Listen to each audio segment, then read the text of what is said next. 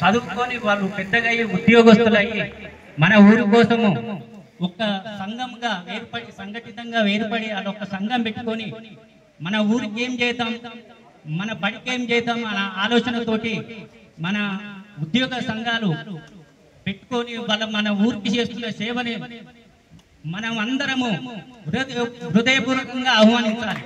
ఎందుకంటే వాళ్ళు చదువుకున్న మనం ఊర్లో ఉన్న వాళ్ళం హైదరాబాద్లో ఎక్కడెక్కడనో బతుకుతున్నాం, అయినా మన ఊరి గురించి కొందరు పట్టించుకుంటలేరు. ఏదో పండుగ పబ్బాలకు వస్తురు పోతురు అంతే గాని మన ఊరి సమస్యల గురించి ఎవరు పట్టించుకుంటలేరు. వాళ్ళు మన ఊర్లో చదువుకొని హైదరాబాద్ లో వండుకుంటూ జాబులు చేసుకుంటూ మన ఊరి గురించి ఆలోచిస్తున్నారు. మన ఊరి ఉద్యోగం మా ఉద్యోగం మేము చేసుకుంటాం, మా బతుకు మేము బతుకుతున్నాం అనే ఉద్దేశం వాళ్ళకి లేదు. ఎప్పుడు చూడు మేము హైదరాబాద్ ఎక్కడైనా ఏ ఫంక్షన్ లో కలిసినా మన ఊరి గురించి, మన పిల్లల గురించి, మన గుడి గురించి, బడి గురించి ఏదో ఒక విషయంగా చర్చించుకుంటాం మేము.